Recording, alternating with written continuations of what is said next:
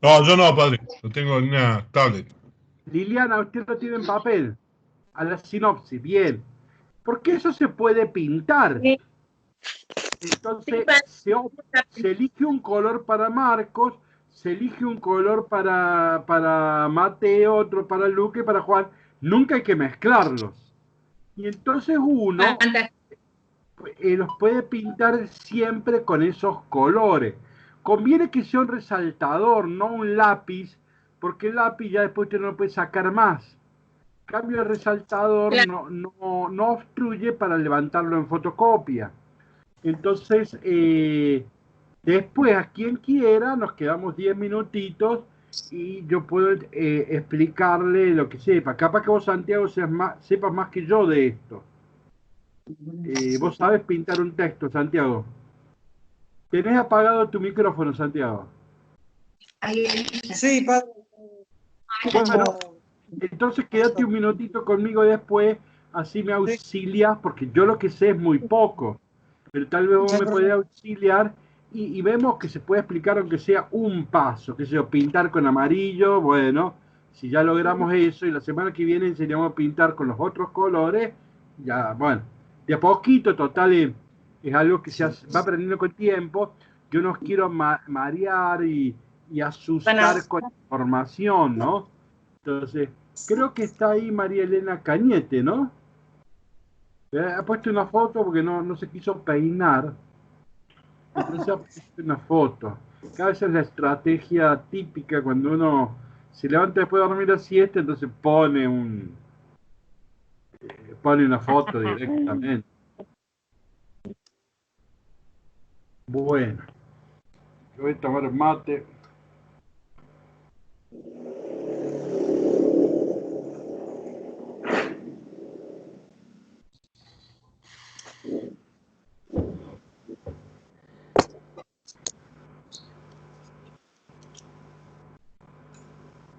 Ah, es Karina Vicentini la de la foto, Vicentela. Supongo que te llegó el apunte. Sí, padre, me llegó, gracias. Bien, perfecto.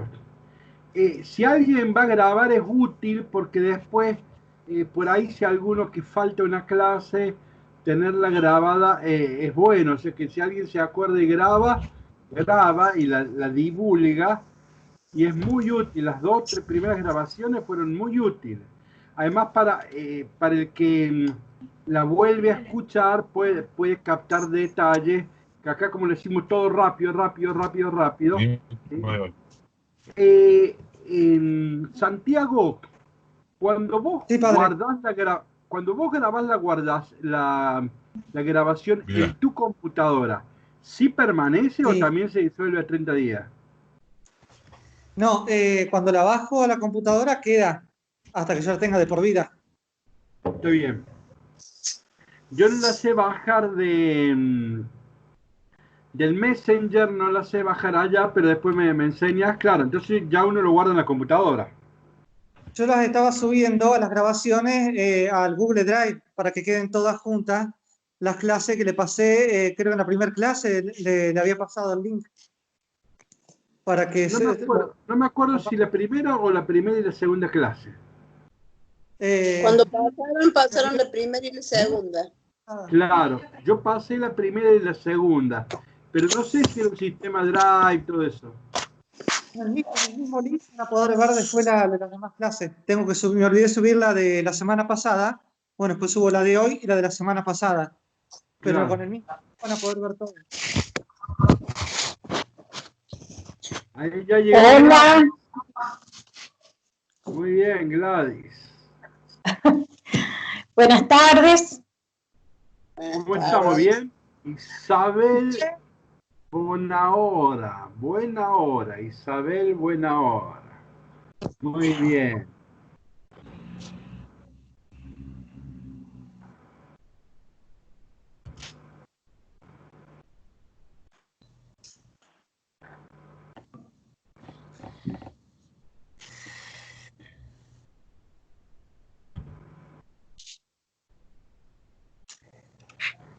Los que estamos acá, ¿todos sabemos buscar en PDF? Bien. ¿Por qué no abren el PDF, por favor? Sí. Estoy intentando. Abran el PDF. Intento. Sin el intento. Vieron que arriba a la izquierda tienen dos números. Si tachan el primero y le escriben 336 y le hacen clic, Ah, la les abre sinopsis, padre, dice justo el usted. de hoy. En la Repito, sinopsis. claro, en la sinopsis, que está en PDF, a izquierda arriba, si ustedes mueven un poquito el cursor, van a ver que aparecen dos números. Probablemente el primero lo tengan el 1, o un primer número sale, ¿sí? Si ustedes borran ese número y ponen 336 y le hacen un clic, sale al texto que hoy queremos. Y si no tengo copia, Esto es para los que tienen computadora, ¿eh? Para los que tienen computadora, ponen el cursor un poquito arriba y va a salir un zócalo especial. Ahí está Viviana. Y tienen dos números a la izquierda arriba. El primer número lo borran, escriben 336 y les sale justo en la página de hoy.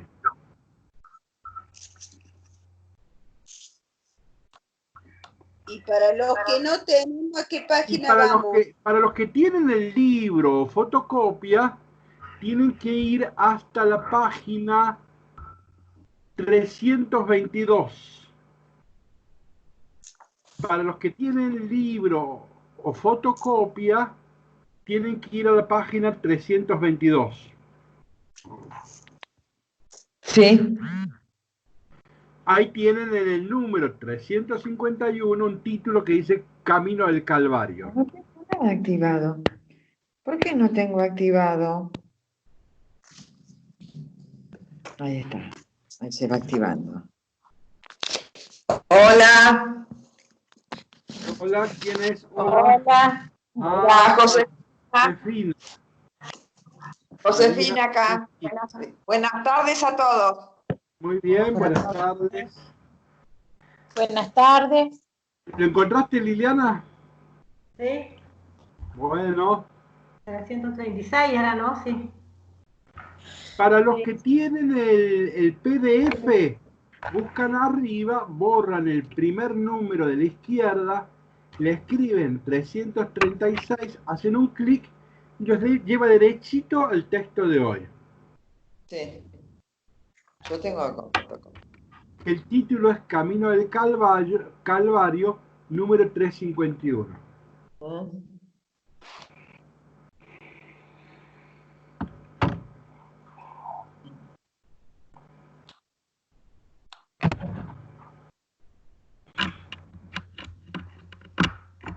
No, totalmente, pero... Eso es 5 también. Propaganda total.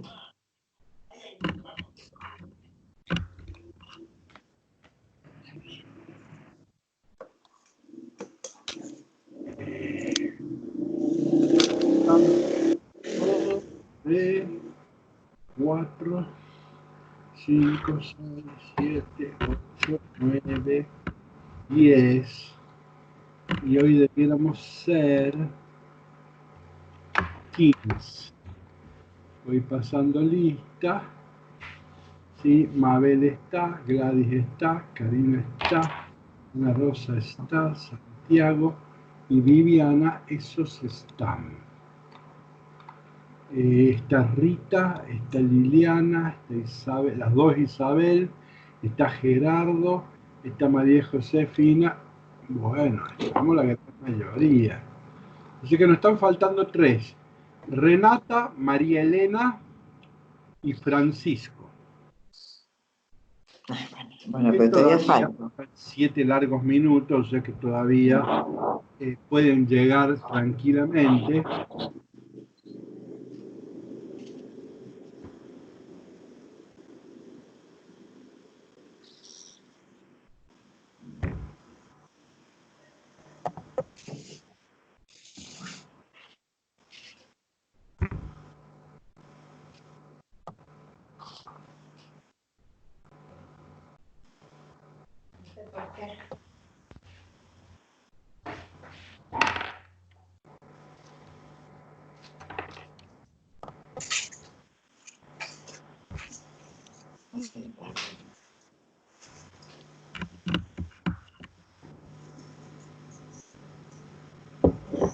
Faltan 6 minutos.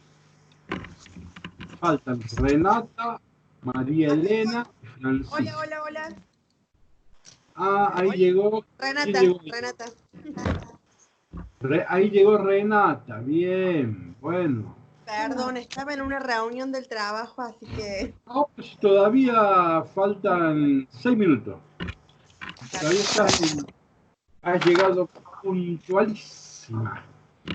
Así que, sí, yo hasta recién también tuve otra reunión. Así que nos falta María Elena. Ya estoy, padre. Ah, ya está. Entonces solo Francisco nos falta. Falta Francisco y ya estamos todos. 5 minutos previos, o sea que, muy buena la asistencia.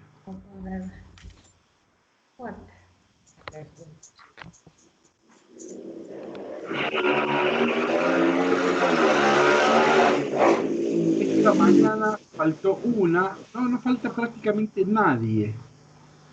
Y ahora estamos esperando a Francisco, que todavía está en tiempo, no es que lo estamos esperando, todavía está en tiempo, faltan 5 minutos. Los que ya estamos, si quieren ir buscando el texto, en PDF lo van a encontrar en el 336, o sea, tienen que ir arriba, al zócalo de arriba, hay 2 números, el primero lo borran y le ponen 336 y así llegan inmediatamente al texto que vamos a trabajar. Ahora, quien no tenga o está complicado con el tema del PDF, no se haga problema, busca las páginas del libro, tiene que llegar hasta la 322. Es un caminito, es lejos, llegar a 322 es un caminito. Así que mejor que lo vaya haciendo. Yo no tengo.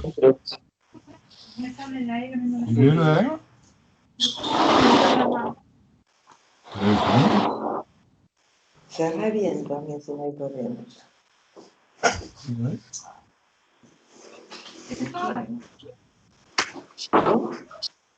Yo les decía al comienzo que los que quieran y puedan nos podemos quedar 5 minutitos más para que les pueda explicar cómo pintar las sinopsis que están en las computadoras. De hecho, las sinopsis se hicieron para ser pintadas, ¿sí? O sea, asignarle a Marcos un color, a Mateo otro, a Lucas otro y a Juan otro. Yo estas incorporaciones las vamos haciendo de a poco, martes a martes, para que no nos sintamos con tantísima información que nos desborde, ¿no?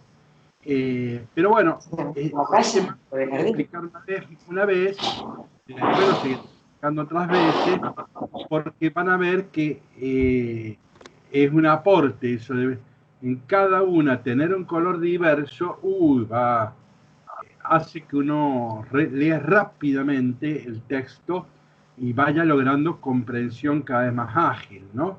Pero bueno, paciencita. Y los que no tienen lo tienen en computadora, lo tienen fotocopiado, lo que tienen que hacer es comprar 4 resaltadores, no lápiz. 4 resaltadores de 4 colores diversos, ¿sí?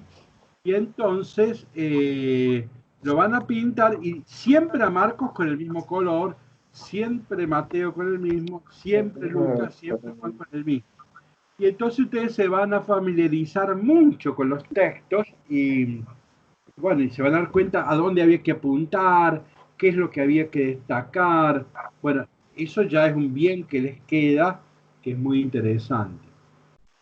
Bien, así que está faltando, dijimos que Francisco García. Entonces me tomo un matecito, que ya son 58.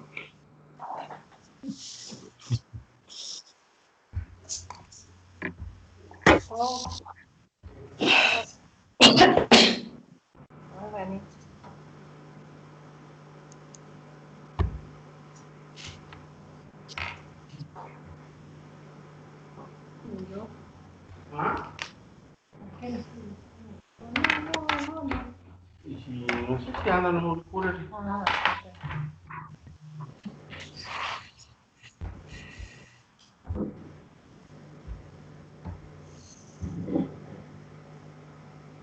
Bien, solo falta Francisco.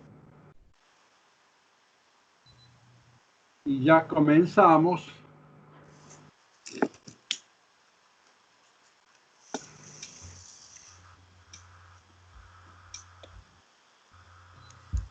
Bien.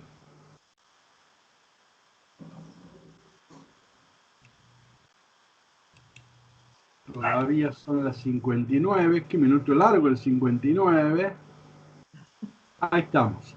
Bueno, comenzamos. ¿Ustedes me escuchan bien? Sí. Sí, perfecto. Perfecto. Entonces, vamos a empezar con el primer texto hoy. Repito, quien lo quiere encontrar por el sistema PDF tiene que ir a la... Tiene que borrar el... Y ahí escribir 336, hacer un clic y le sale inmediatamente el texto. Quien no tiene ese sistema, tiene el libro en papel, bueno, tiene que ir hasta la página 322 y el título de arriba de la primera escena es Camino al Calvario. Bien, acá hay una novedad, que incorporamos el texto de Juan. Hoy vamos a hacer 2 ejercicios y incorporamos el texto de Juan. Fíjense, esto no es un curso sobre los sinópticos. Cuando yo digo, vamos a hacer un curso sobre los sinópticos, estoy diciendo sobre Marco, Mateo y Lucas. No, el curso es una lectura sinóptica de los 4 evangelios. Por eso vamos a incorporar siempre, o casi siempre, también el Evangelio de Juan. En los 2 ejercicios de hoy vamos a incorporar el Evangelio de Juan. Bien, como siempre ya conocemos, alguien que se ofrezca, diga el nombre y nos lea. Es un solo versículo de Marcos, un solo versículo de Mateo, un solo versículo de Lucas, y en Juan está un poquito más amañado. Bien, así que arranque con Marcos quien quiera leer. Josefina, ¿puedo? Y requisan a cierto hombre que pasaba, Simón Cireneo, que venía del campo, el padre de Alejandro y de Rufo, para que tomara su cruz. Perfecto. El texto es breve, es claro.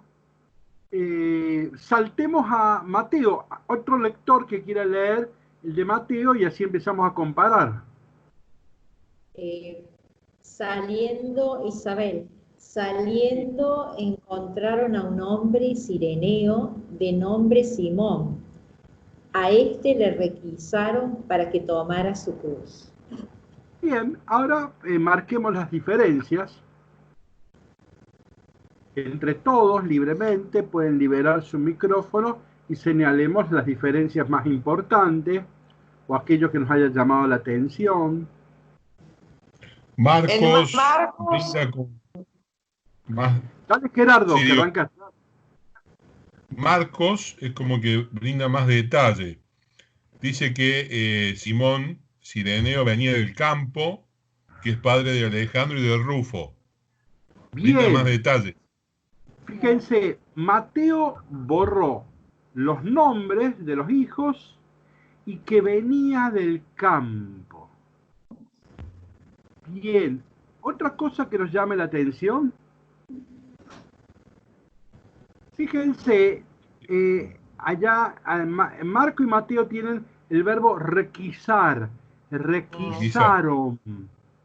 Es un término que hace alusión al ejército. Recuerden que la Galilea ya está invadida, entonces el ejército invasor tenía un derecho, era un abuso, pedirte que vos hicieras lo que ellos necesitaban. Entonces, si necesitaban que vos le lleves un bolso, yo decía, bueno, usted está obligado a llevarme el bolso. Y como era el ejército invasor, uno lo llevaba, ¿sí? Entonces, acá, en tanto en Marcos como Mateo, sale el verbo requisaron. Por lo tanto, podemos sospechar que los que están dirigiendo toda la acción son romanos, ¿no? Perfecto. ¿Alguien que quiera leer la versión de Lucas, por favor? María Elena, padre. Y Sí. cuando le conducían, tomando a cierto Simón Cireneo que venía del campo, pusieron sobre él la cruz para llevarla detrás de Jesús. Perfecto. Ahora, ¿qué diferencias?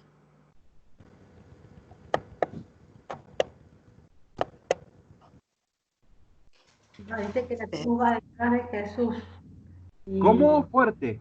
que pusieron lo que llevara la cruz detrás de Jesús. Y No te escucho bien. Por favor, repetímelo. que no debe andar bien mi micrófono, me parece. Por eso No, estaba. dale, que ahora anda. Sí, dale.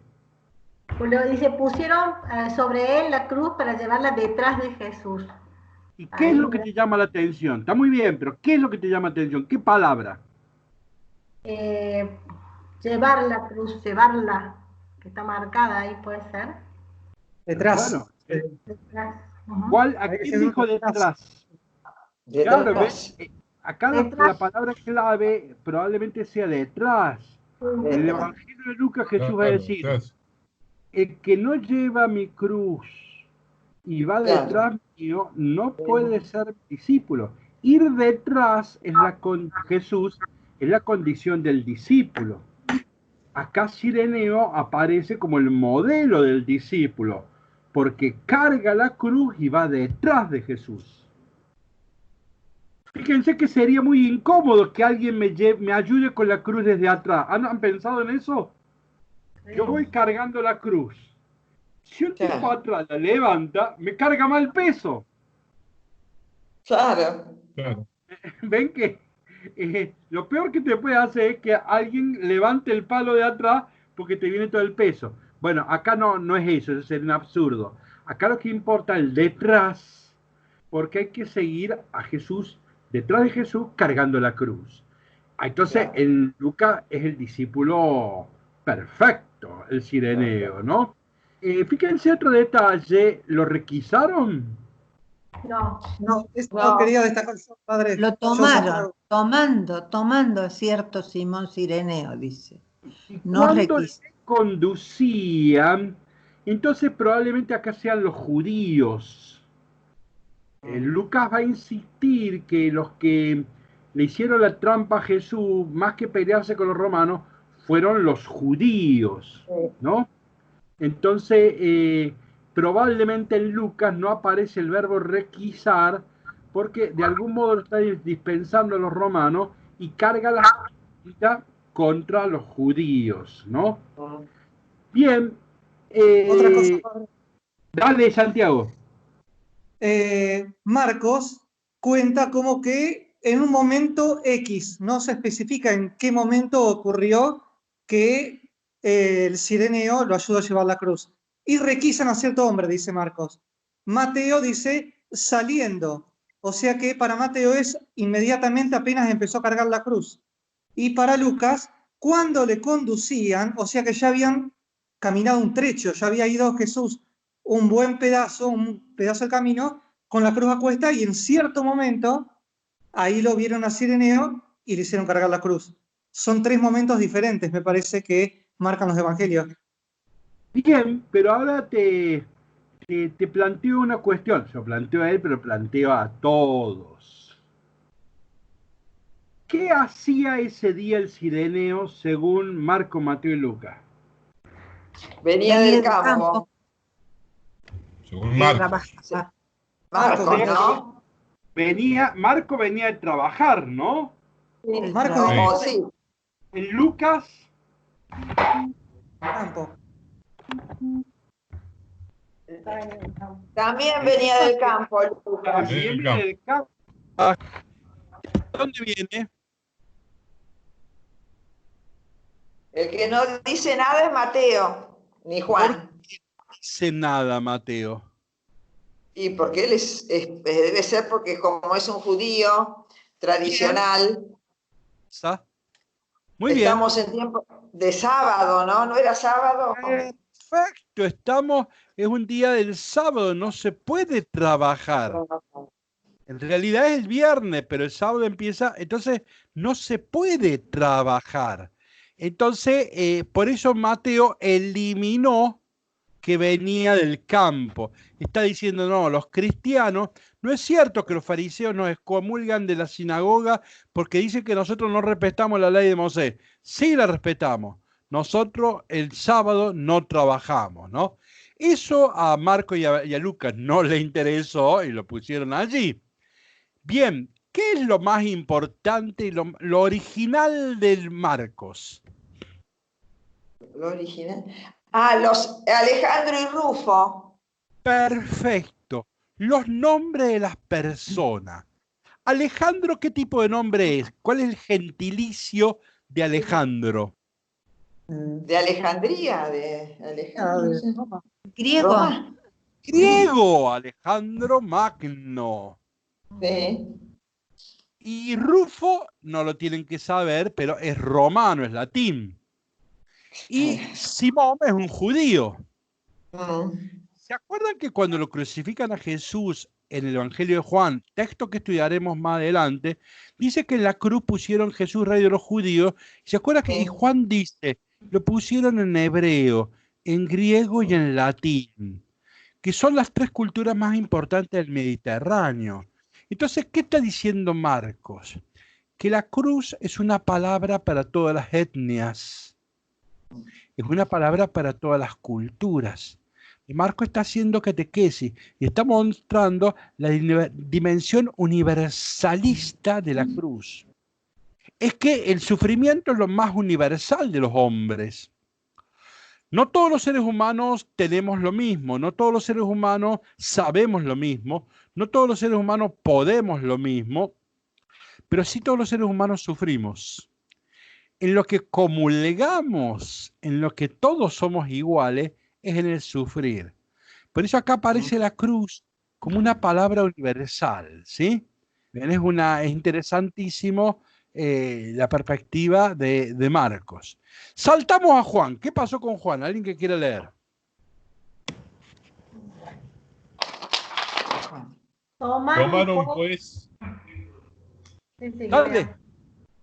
Bueno, tomaron pues a Jesús y cargándose con la cruz. Seguí un poquito más. Baja el cursor. Seguí un poco más. Sí. Y cargándose por la cruz salió al lugar llamado de la calavera, que se llama en hebreo. Acá? Está bien, ya está. ¿Qué pasó acá? Y lo cargan a ¿Qué pasa en la versión de Juan? Y lo cargan a Jesús con la cruz.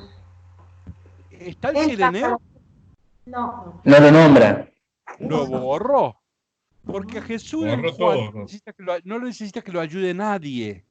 Claro. Jesús no es un pobrecito. En los sinópticos sí. Es un pobre infeliz que necesita, le han dado una paliza, le han puesto una cruz, entonces necesita que alguien le ayude. En Juan no. Ya cuando comenzó el Evangelio de Juan, comenzó así.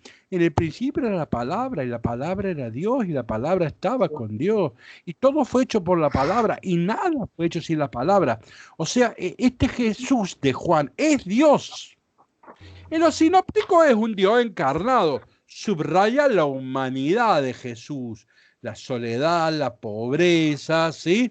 Pero en cambio en Juan, la gran diferencia con Juan es que tiene una manera de entender a Cristo de un modo diferente, ¿sí? Yo les voy a hacer un esquema en el aire mentalmente para que vean que hay una cristología evolutiva. Fíjense, Marcos es el primer evangelio que se escribe.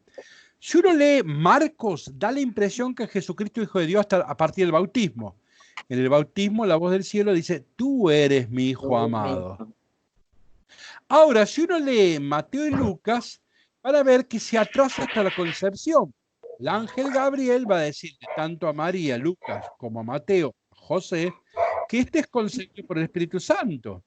¿Ven? Entonces, para Mateo y Lucas, Jesús es hijo de Dios desde que nació, diríamos, desde la concepción. En cambio, para Juan, habla de la preexistencia divina. Juan, el Jesús de Juan es Dios, existe antes de la creación del mundo. En términos del catecismo, es la segunda persona de la Santísima Trinidad.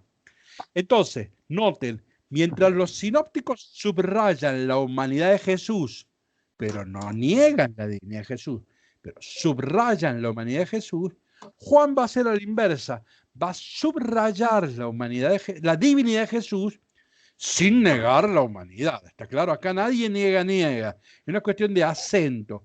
Los sinópticos subrayan la humanidad de Jesús, Juan subraya la divinidad de Jesús. Por eso es que hay una gran diferencia. Y por eso que no hay tantos textos en paralelo. Los hay, pero no hay tantos.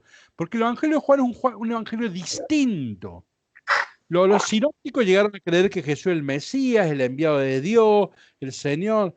Pero ya como decir Dios, y hay que esperar un poquito para que se diga con claridad que se lo diga en el Evangelio de Juan.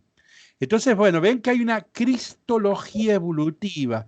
Marcos escribe en 67, Mateo y Lucas en 85, Juan 100 al 130, después del 100. Entonces la iglesia ha ido madurando en su juicio sobre Jesús. Lo ha ido redescubriendo, ¿sí? Bueno, entonces es interesante, yo quería que lo veamos en un texto breve, pero ahora sí vamos a meternos en un texto, como Dios manda, un texto más largo. Este era cortito, pero ayuda rápido a ver la diferencia. ¿Ven? Son 4 cristologías diferentes, 4 eclesiologías diferentes, ¿no? Son 4 evangelios diversos. Y Juan es muy diverso. Juan se distingue. Puede ayudar esto. Voy a poner un ejemplo que es didáctico, es para catequesis. El ejemplo que voy a poner hace agua por todos lados. Puede terminar confundiendo. Por eso no insisto en el ejemplo, pero si aclaramos que es solo un ejemplo didáctico y que no es perfecto, y ustedes lo tienen en cuenta, bueno, pues en ese sentido lo cuento, porque es un ejemplo didáctico. Fíjense, San Ireneo de León, allá en el 180 de la era cristiana, a cada evangelio le puso un bicho. Arranco con Marcos. El símbolo de Marcos es un león. ¿Por qué? Por la fuerza de la Pascua, la fuerza de la resurrección. Marcos es el que trae más milagros de Jesús. Jesús calma el mar, Jesús resucita a la hija de Jairo. Jesús es poderoso. El Jesús de Marcos ha subrayado la fuerza de la resurrección y esto queda plasmado en la cantidad inmensa de milagros. Casi todo el Evangelio de Juan son relatos de Marcos. En casi todo el relato de Marcos son relatos de milagros. Entonces, San Ireneo de León le puso un león, valga la redundancia. León. Ahora, a Mateo le puso como bicho un ser humano. ¿Por qué? Porque Mateo empieza con la genealogía humana de Jesús. Libro de la genealogía de Jesucristo. Jesús era hijo de David, hijo de Abraham. Abraham fue padre de Ismael y Abraham fue padre de tal. ¿Recuerdan? El famoso capítulo 1 de Mateo comienza con la genealogía humana de Jesús, ¿sí? En cambio, a Lucas le puso un buey por la mansedumbre del buey, símbolo de mansedumbre. Es que Lucas tiene las parábolas de la misericordia, ¿se acuerdan? La oveja perdida, la moneda perdida, el muchacho perdido. Aparecen muchos relatos de perdón a los pecadores, a las prostitutas, ¿no? Entonces, Lucas ha subrayado la mansedumbre, la misericordia de Jesús. Por eso, Ireneo de León le puso un buey. A Juan le puso un águila. ¿Por qué? Porque viene del cielo.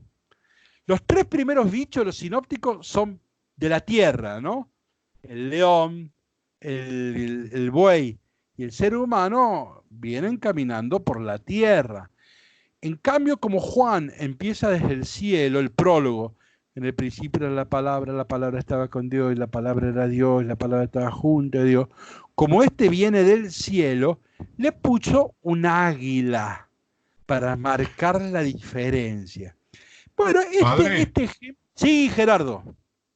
perdón, eso usted cuando dice de San Ireneo de León que le pone, ¿dónde lo pone? San Digamos, Ireneo de figura León, en qué parte. bien, San Ireneo de León tiene una obra famosa, no es la única, que se llama Contra los herejes. Ajá. Y en esa obra él ahí explica muchas cosas, ¿sí? De la doctrina cristiana. Allí sale lo que acabo de decir de San Ireneo de León. ¿Está claro? Sí, sí. Recuerden que San Ireneo de León es el que inventó los nombres, Marco, Mateo, Lucas y Juan. Sabemos que son obras anónimas. San Ireneo además le puso estos bichos como un recurso catequístico y didáctico. Pero no es perfecto este ejemplo. Yo hace muchos años que no lo uso este ejemplo porque puede traer mucha confusión. Pero bueno, ayuda a marcar la diferencia. Y si uno hace catequesis con niños, el ejemplo puede ser útil, ¿no? Bueno, dejamos entonces a este ejemplo que era breve para incorporar a Juan. Y ahora vamos a uno que es más largo y acá nos vamos a detener. Los que tengan PDF pueden poner en el número de la izquierda, pueden borrar el que ahora tienen y escribir 343. Los que tienen PDF, 343. Los que tengan el libro, fotocopia, tengan el libro, busquen la página 329.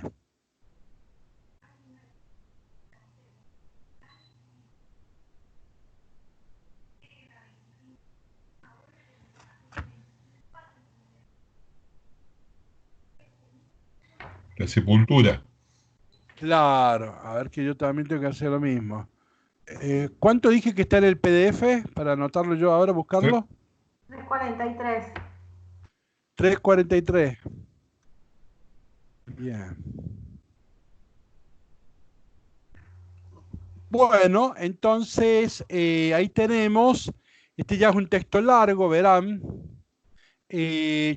Entonces repetimos, para los que tienen PDF, está en la 343. Para los que tenemos el libro, 329. Y en el centro tiene un título que dice La sepultura. Es la escena 357 en el esquema de este libro, ¿sí? Bueno, acá ya es un texto largo y acá está Juan también, ¿no? Así que alguien que quiera leer Marcos, pero de entrada, con Marcos nos vamos a quedar un minuto, o sea que vayan pensando los problemas que nos genera el relato de Marcos, porque nos vamos a detener un minuto. A ver, adelante, quien quiera leer la versión de Marcos. Elena, padre. Adelante, María Elena. Y llegado ya el atardecer, puesto que era la preparación, que es la víspera del sábado, yendo José de Arimatea, consejero distinguido, que también él estaba esperando el reino de Dios. ¿Sigo, pa? ¿Sigo, Sí, padre? Siga, Atreviéndose, entró donde Pilato y pidió el cadáver, dice acá en el librito, está como corregido cuerpo, y dice Eso el cadáver eso es de lo que no hay que hacer en la sinopsis, escribir con lápiz. Una cosa es ¿Vio? resaltar con colores y otra cosa Claro, es hacerse el cuerpo, mamarracho. dice, Eso no se pero- hace. Ahí dice el cuerpo y después El cuerpo vamos a de entrar. Adelante. El cuerpo de Sigue el Jesús. texto. Sigue el texto. Pilato se admiró de que ya estuviera muerto, que estuviese ya muerto, y llamando al centurión le preguntó si ya había muerto. Y enterándose por el centurión, donó el cadáver a José. Y comprando una sábana, bajándole, lo envolvió en la sábana y le depositó en una sepultura que estaba excavada en roca, e hizo rodar una piedra sobre la puerta del sepulcro. Un poco más.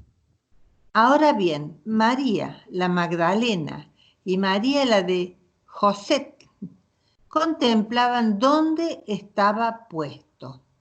Vamos despacio. A ver, volvemos al inicio de Marcos. ¿Quién es Mateo según la descripción de Marcos? A ver, ¿cuáles son los ¿Quién es, José de Arimatea según la descripción de Marcos? ¿Quién es? A ver cómo lo ha delineado. ¿Cuál es el perfil? Adelante. Consejero distinguido. ¿Qué es consejero? Es un miembro del Sanedrín. El Sanedrín es una instancia de gobierno del judaísmo. ¿Sí? Es como, ¿cómo se llama? La Corte Suprema de la Nación, ¿sí? Solo que eran un montonazo. Pero o sea que era miembro del Sanedrín y era distinguido, no era uno del montón. Adelante. O sea que un judío. ¿Quiénes condenaron a Jesús? Estos son unánimes los evangelios. Fue el Sanedrín. El Sanedrín en pleno. Por lo tanto... Por unanimidad. Claro, por unanimidad. Entonces, este es un opositor, ¿está claro? Cuidado, este es un judío opositor a Jesús. Sigamos. Y dice que también él estaba esperando el reino de Dios. Bien, eso es importante. Los cristianos decimos, sí, Jesús predicó el reino de Dios, la parábola del reino. A veces creemos que el tema del reino es un tema exclusivamente cristiano. No es así. Todo judío cree que Yahvé es rey y el gran tema de toda la Biblia es el reino de Dios, el pueblo de Dios. Por lo tanto, él también, ven que dice, también él estaba esperando el reino. O sea que esto no significa que sea un discípulo. Todo judío fiel y piadoso esperaba el reino de Dios. Adelante, seguimos. Ahora, padre, una duda. Dale. Dale, Gerardo. José de Arimatea no estaba muy de acuerdo con la crucifixión. Hasta Era acá miembro, sigamos pero... Marcos. Estamos siguiendo Marcos, ¿sí? Hasta acá. Con los datos que me da Marcos. José de Arimatea, ¿estaba de acuerdo con la crucifixión de Jesús? No da datos que estaba de acuerdo. No dice nada. Acá no dice nada. Pero Marcos, todos los sinópticos ya han dicho que todo el Sanedrín estuvo de acuerdo. Bien. Entonces yo José pregunto. también. Y José se supone que también, si es un miembro distinguido del Sanedrín y es un judío piadoso, podemos presumir que sí, a él estado de acuerdo.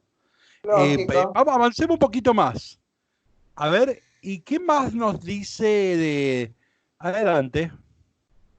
Que se atrevió. ¿Por qué se atrevió? Y porque los romanos lo podían quedar involucrado. Él era parte en la actividad de Jesús, diríamos, ¿no? Claro, fíjense que a Jesús lo van a crucificar. A Jesús lo van a crucificar. La crucifixión es un castigo, presten atención, se dice de lesa majestad. Ustedes conocen delitos de lesa humanidad, ¿sí? Eso lo conocen. Delitos de lesa humanidad. O sea, es un delito que va contra la dignidad humana. Por ejemplo, torturar. No, la crucifixión es un delito de lesa majestad. Va contra el emperador. O sea que el crucificado, hoy diríamos, era un subversivo político. Pilatos lo iba a entregar fácilmente. No iba a quedar sospechado José de Arimatea. José de Arimatea es opositor, pero bueno, había que ir y interceder por un delincuente político. O sea que supuso cierta cierta gallardía, ¿no es así? No es así nomás. Porque voy a interceder por un delincuente político y yo puedo quedar salpicado, ¿está claro? O sea que hubo cierta gallardía, me salió esa palabra. Bueno, atreviéndose, entró ante Pilato y le pidió el cuerpo. Seguimos.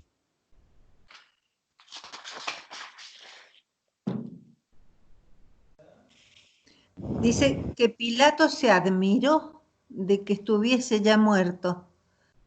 Bien, perfecto. Porque los otros lo mandan a matar, ¿no? Adelante, seguimos. Y donó el cadáver a José. Perfecto, no interesa. Bien, porque él es el dueño, este es un preso político. Adelante. Vamos a ver qué hace José ahora. Compró una sábana. Compró una sábana y lo envolvió a Jesús. Vamos despacito. La compró, o sea que no la tenía prevista. No. ¿Está claro? Tuvo que salir, compró una sábana. Y lo baja él. ¿Se imaginan que yo lo descuelgue a un crucificado? ¿Sí? Él lo baja y lo envolvió en una sábana. Bueno, seguimos. Y él mismo se lo sepultura. Y él mismo lo depositó. ¿Fueron los cristianos los que sepultaron a Jesús? No. No. Los cristianos se dispararon todos. El que lo enterró fue un judío. Ven el papelón, ¿no? No lo enterramos nosotros.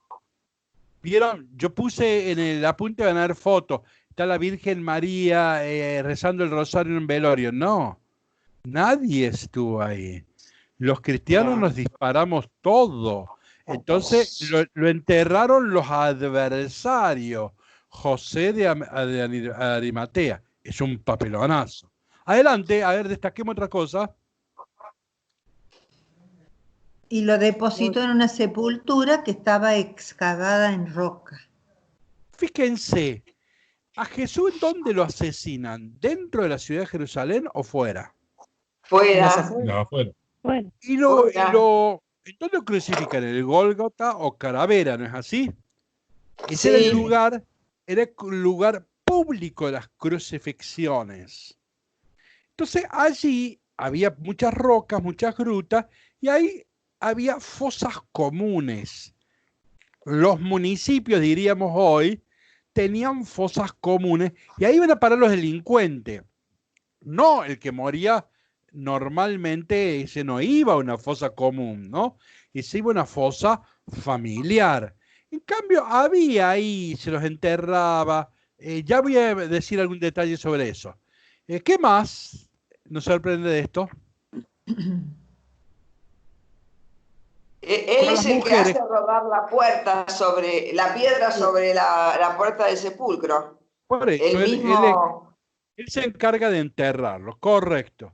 ¿Y qué hacen las mujeres? María Magdalena y María de José contemplaban como desde lejos, lo veían cómo lo enterraba, no participaron, miraban a la distancia, las dos Marías. ¿Por qué no colaboran? Y porque eran judíos. Y no lo conocen. No podría. Ellas eran seguidoras y el otro era judío del Sanedrín. Claro, ellas no podían confiar en este tipo. Claro. No podían confiar porque este es un adversario, ¿sí? Entonces, bien. A ver, un par de datos que ustedes puede que no lo sepan, entonces conviene que yo lo diga. ¿Por qué José de Arimatea se juega y hace lo posible por enterrar a Jesús? ¿Por qué? Por las costumbres, ¿no? Era un sábado. Porque era sábado. Perfecto, Liliana. Muy bien, era sábado. Entonces acá hay que recordar, yo en el apunte lo puse, lo digo de memoria, Deuteronomio 21, 22, 23 se dice, quien cuelga de un madero, entiéndase, quien es crucificado, no puede permanecer la noche porque va a manchar la tierra de Israel. Entonces el crucificado no podía estar de noche porque va a manchar con su sangre, a hacer impura la tierra de Israel. Entonces, ¿cuándo lo matan a Jesús? Dice, la víspera del sábado santo, la Pascua. Entonces, el Cireneo, José de Arimatea, es un judío fiel, observante, que sabe que por fe a la religión judía, él tiene que hacer lo imposible para que lo entierren. No es que lo entierra por compasión, no es una de las 7, ¿cómo se llama? Cosas de la misericordia, ¿vieron? No. Él no lo hace de onda. Él, como es un judío observante, opositor a Jesús, pero él sabe que no van a poder celebrar la Pascua. Cumple la ley. Esto es imposible. Entonces él hace lo imposible, se atrevió, intercedió, se llevó ¿cómo es que se llama? Se llevó el cuerpo y lo enterró, ¿eh? Entonces acá hay que tener en cuenta, entonces, es un judío piadoso, pero un judío observante de la ley. No es un judío compasivo de un opositor. No. Por eso él hace todo el trámite y trate de que pronto lo entierren. Voy a decir una cosa fea. No les va a gustar lo que voy a decir. Miren, ustedes saben que en tiempo de Jesús, un poquito después, se crucificaba, a partir de la guerra del año 66, se crucificaba casi todos los días, ¿no? Flavio Josefo dice que de a 500 por día, Suetonio dice hasta que se acababan los arbolitos. Bueno, se crucificó muchísima gente. ¿Cuál es la sorpresa? Que la arqueología nunca encontró los huesos, nunca encontró los restos de un crucificado. Sí de uno que muere, un montón de restos. Hoy sabemos perfectamente cómo se enterraba, cuál era el ritual, porque está lleno de restos de la gente que moría normalmente. Pero lo de Jesús es alguien que muere crucificado. Nunca se encontró los huesos de un crucificado. ¿Por qué? Y ahora viene lo feo. Porque cuando se lo crucificaba, no se lo bajaba. Se esperaba que se muriera, se lo comieran las aves o los perros y se descuartizaba. Caía el cuerpo y se lo comían los bichos. ¿Está? Y las sobras iban a parar a una fosa común. ¿Ven que era duro? Ustedes recuerden que la cruz, para el cristiano la cruz es como un altar. El cristiano quiere ir a la cruz. ¿Vieron que hay cristianos que llevan crucecitas? Porque adoran la cruz, aman la cruz. No tienen ni idea de lo que es la cruz. La cruz es una cosa humillante, denigrante. Es una picana eléctrica. ¿Saben lo que es una picana eléctrica? O sea, es para descuartizar gente. Es una cosa terrible. Por eso estaba prohibido, no se podía crucificar a un romano. Y cuidado, estaba seleccionado para los delitos de lesa majestad, ¿no? Entonces, bueno, esto es terrorífico. Entonces, sin embargo, yo les puse en el apunte, hay algunas excepciones, que les puse un texto de Flavio Josefo, en donde por ahí se podía interceder, y bueno, y según el buen humor del gobernador, le podían dar el cuerpo o no. Este sería el caso de Jesús. Yo en el apunte les puse un texto de Flavio Josefo, en donde se muestra que Flavio Josefo intercedió por alguno y le dieron el cuerpo antes de que se lo coman los bichos, ¿sí? Bueno, entonces, pero volvamos acá. Entonces, ¿quién es José de Cireneo? Es José de Arimatea, es un enemigo de Jesús que ha decidido el asesinato de Jesús, y por piedad de la ley judía y para respetar el sábado y para colmo el de la Pascua, no un sábado cualquiera, era un día solemne. Entonces el tipo pide enterrarlo rápido, compró una sábana, lo metió ahí como pudo y lo puso en una fosa común y a otra cosa.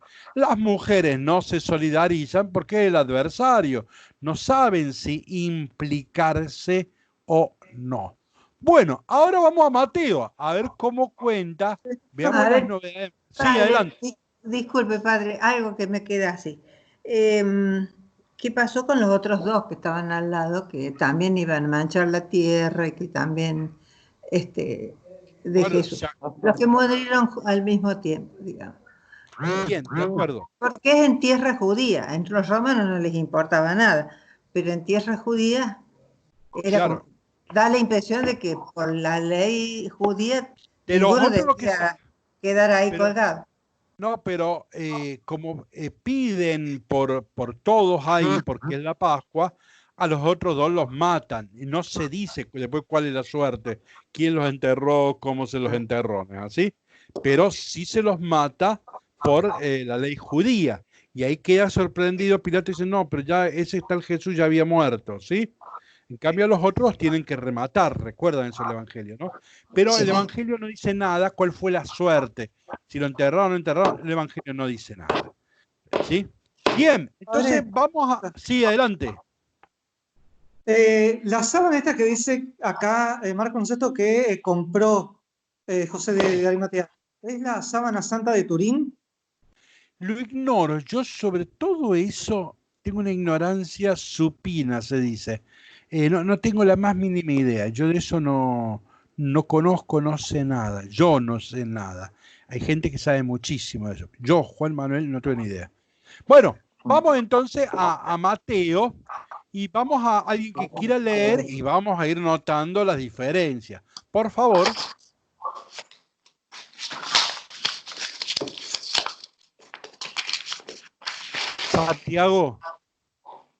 Santiago y compañía. Te voy a contar una anécdota personal y de paso se lo cuento a todos. Yo estuve 10 años de cura en Quilmes. Y cuando me designan como párroco en un lugar, Quilmes Oeste, el párroco al cual yo voy a suceder, a reemplazar, era un viejo sabio y santo. Era uno de los curas más importantes, pero era salesiano. La parroquia era diocesana, pero de administración salesiana. Y él tenía la fama de esa parroquia que todas las Semanas Santas, un hombre de más de 80 años, era un sabio, sano, inteligente. Él todas las Semanas Santas, él pasaba diapositiva y le explicaba perfectamente lo de la sábana de Turín, ¿sí? Ese digamos que era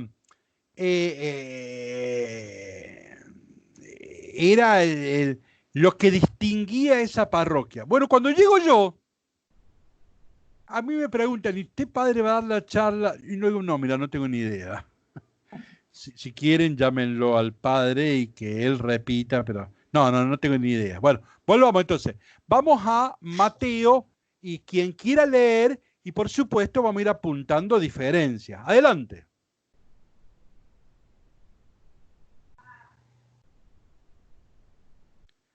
No escucho. ¿Quién va a leer? Yo no puedo hablar. ¿Quién va a leer? Viviana, liberanos el micrófono. Viviana, libera tu micrófono. Lo tenés apagado a tu micrófono, Liliana. Ahora sí. Dale. Sí. Llegado el atardecer, un hombre rico de Arimatea por nombre José, que también él se había hecho discípulo de Jesús. Cambió todo. Llegándose a Pilato, pidió el cuerpo de Jesús. Entonces Pilato mandó a que le fuera devuelto. Y tomando el cuerpo, José lo enrolló en una sábana limpia y lo puso en un sepulcro nuevo que había excavado en la roca, y haciendo rodar una gran... ¿Lo puso en dónde? A ver, ¿lo puso en dónde? En un sepulcro nuevo que ¿En un sepulcro nuevo, dice? En su, ¿ve? Es una sepulcro familiar. Carmen, no es una fosa común, es de él. Y este es un hombre rico, por eso que tiene un sepulcro propio. Adelante, seguimos. Y haciendo rodar una gran piedra a la puerta del sepulcro se fue. Ahora bien, estaba allí María la Magdalena y la otra María, sentadas frente a la tumba. Perfecto, acá las diferencias son llamativas, ¿no?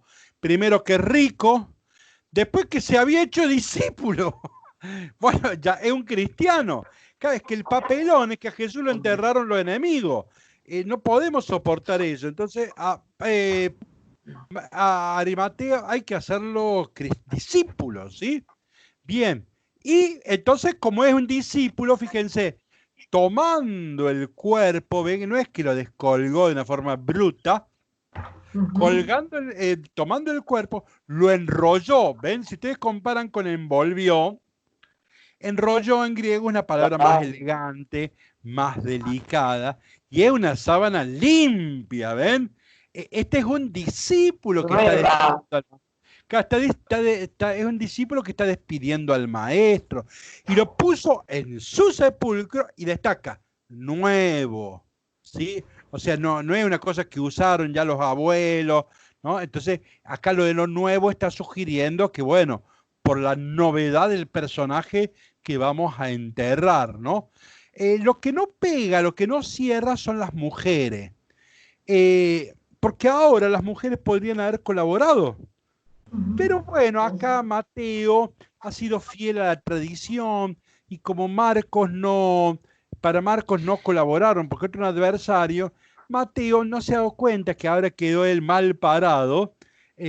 Acá lo correcto hubiera sido que las mujeres colaboraran. Pero bueno, ha sido fiel a la original y por eso esa parte de Mateo no se entiende. Otra cosa que no se entiende es que un rico tenga un sepulcro allá en las fosas comunes. Eso tampoco, es poco creíble. Teológicamente es mucho más rico, pero ciertamente que es poco creíble. Bueno, en Mateo hay algunas incoherencias, no nos interesan las incoherencias, lo que interesa es que cambió la cosa, ya es un cristiano, se ha hecho discípulo. Bien, veamos a alguien que quiera leer Lucas, por favor.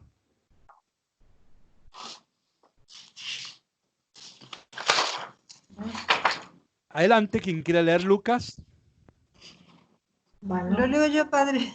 María Elena, y es aquí que un hombre de nombre José, que era consejero, hombre bueno y justo, este no había sentido a su consejo y a su proceder, de Arimatea, ciudad de los judíos que esperaba el reino de Dios. Este, llegándose a Pilato, pidió el cuerpo de Jesús. Y bajándolo, lo enrolló en una sábana y le puso en una sepultura labrada en la piedra donde nadie había sido todavía puesto. Y era el día de la preparación y el sábado apuntaba. Ahora bien, las mujeres, las cuales habían venido con él de Galilea, habiendo seguido a José, vieron el sepulcro y cómo había sido puesto su cuerpo. Y volviendo, prepararon aromas y bálsamos. Y el sábado descansaron según el mandamiento. Cambió muchísimo. Ahora José Arimateo es un hombre varón justo y bueno. Y dice, él no estuvo de acuerdo con la decisión del Sanedrín. Es un miembro del Sanedrín, pero en realidad no estuvo de acuerdo en la decisión del asesinato. No nos convence, hay una incoherencia, porque sabemos que todo el Sanedrín lo decidió. Pero bueno, como ya es un discípulo, hay que salvarlo, ¿no? Entonces él no estuvo de acuerdo en el asesinato. Miren, la tumba labrada en piedra, es una delicadeza, ¿no? Es una cosa, no lo dejó en un cementerio municipal así nomás, donde nadie había sido todavía puesto. O sea que, ¿ven? Y las mujeres cambian, son seguidoras de Jesús, habiendo con él de Galilea subido, y entonces después las mujeres aparecen con el aroma, los bálsamos, porque era sábado.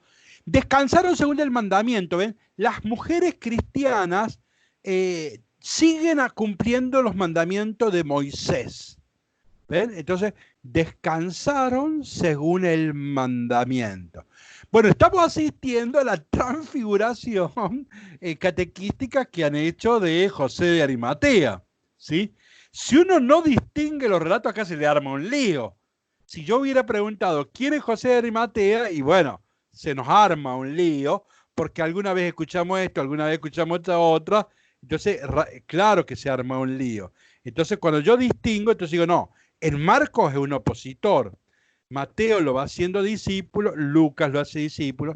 Veamos Juan ahora, que ustedes pueden imaginarse que va a ser una cosa muy diversa. ¿Alguien que quiera leer la versión de Juan, por favor? Yo, Gerardo. Después de esto, José de Arimatea, que era discípulo de Jesús, más oculto a causa del temor a los judíos, ese más, robó, pero, perdón Gerardo, ¿no? Ese más no es más cuantitativo, sino que es una conjunción adversativa. Pero oculto a causa del temor de los judíos, seguimos. Rogó a Pilato retirar el cuerpo de Jesús. Y Pilato lo permitió. Fueron pues y retiraron su cuerpo. Fue también Nicodemo el que había ido donde él de noche, al principio llevando una mezcla de mirra y aloe, como 100 libras.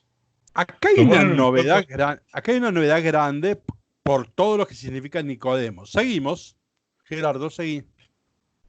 Tomaron el cuerpo de Jesús y lo ataron con vendas, junto con los aromas, como es costumbre a los judíos sepultar. Ahora bien, había en el lugar donde había sido crucificado un jardín, y en el jardín un sepulcro nuevo, en el que nadie había sido todavía puesto. Allí pues, a causa de la preparación de los judíos, como ésta estaba cerca del sepulcro, pusieron a Jesús. Bueno, acá es obvio que hay grandes diferencias, ¿no? José de Arimatea es discípulo de Jesús, oculto por miedo a los judíos. Ya cuando se escribe Juan, ya nos han excomulgado los judíos. En el capítulo 9 del Evangelio de Juan se cuenta el relato del ciego de nacimiento, donde ahí sale la expresión técnica de excomunión, y lo echaron fuera. O sea que ya acá, entonces dice, José de Arimatea era del Sanedrín, pero era un discípulo oculto por temor a los judíos, ¿sí? Y dice, y acá todo el chorizo sobre Nicodemo, acá eso no aparecía. Ahora hay dos enterradores. José de Arimatea es un cristiano y Nicodemo un judío. ¿Por qué dice el que había ido donde él de noche al principio?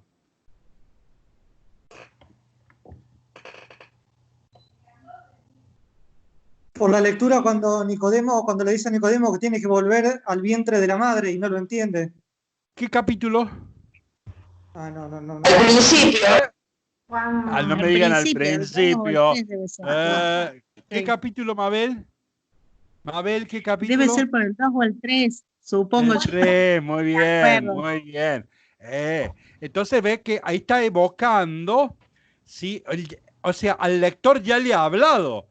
De Nicodemo tenemos 3 apariciones. Capítulo 3 se dice que es un gran intelectual, pero no se puede abrir a lo nuevo. Él cree que la vida es volver hacia atrás, es un conservador. Es un gran intelectual, pero no está abierto a la novedad de Jesús. Es como Freud. ¿Hola? ¿Cómo? ¿Alguien dijo algo ahí? Bueno, entonces Nicodemo, capítulo 3, es un gran intelectual conservador. Capítulo 7 lo va a defender a Jesús. Sí. Llama la atención. Y acá ya es del grupo y lleva mirra y aloe, que son los perfumes para que en el destierro no aparezca el olor de la corrupción del cuerpo. ¿Y cuánta mirra y aloe llevó? Mucha. Ah, qué lindo. Ahí dice 100 libras. ¿Cuánto es 100 libras? 35 kilos. ¿Cómo? Bueno, son más o menos 45 kilos. 45 kilos. Es una bolsa de cemento. ¿Alguna vez llevaron una bolsa de cemento? No. Uf. 30 cuadras hicieron con una bolsa de cemento. No. Y si este es un miembro del Sanedrín, un viejo, un intelectual, ¿puede cargar 30 cuadras una bolsa de cemento? No. Pero ciertamente, miren, cuando lo enterraron a Gamaliel, el viejo Gamaliel, el gran rabino, llevaron entre un grupo de personas, lograron juntar, pero todo un grupo, muchos, 40 kilos. Pero fue una cosa desorbitante, 40 kilos. Acá un solo tipo lleva 45 kilos. O sea, el homenaje es extraordinario. El que este personaje se merece la honra más importante que el gran rabino, que los grandes gobernantes. Este se merece eso. Este era un rey. ¿Se acuerdan que el Evangelio de Juan, cuando se pone en la cruz, se dice, este es el rey de los judíos? Bueno, estamos hablando de un rey, pero esos son 45 kilos, ¿no? Lo ataron con vendas. Vendas es más delicado. Una cosa es una sábana, una cosa es un trapo, y otra cosa son las vendas medicinales, ¿sí? Los que tienen varices y todas esas cosas usan vendas. Eso es medicinal y eso es mucho más delicado. Padre, ¿es como una momificación? ¿Tipo egipcios? No, no es tipo egipcio. Está medio camino, porque los egipcios no creen en la resurrección. Los judíos ya 300 años creen en la resurrección. Entonces no momificaban, ¿sí? Era mitad de camino, ¿sí? Pero ciertamente que las vendas habla de la delicadeza, ¿sí? Y dice, como es costumbre a los judíos de sepultar. O sea, lo hicieron tan puntilloso como lo hubiera hecho un fariseo. O sea, Jesús murió como Dios manda. ¿Está clara la expresión? Como Dios manda. O sea, se siguieron todos los ritos. No fue así nomás. Y lo más curioso es que era un jardín. ¿Por qué era un jardín? Porque a los reyes no era... Bien. A los reyes. Los reyes. Y la Biblia dice, y David. Entonces, acá hay muere como un rey. Este es el rey de los judíos. Pero además, este es el Mesías.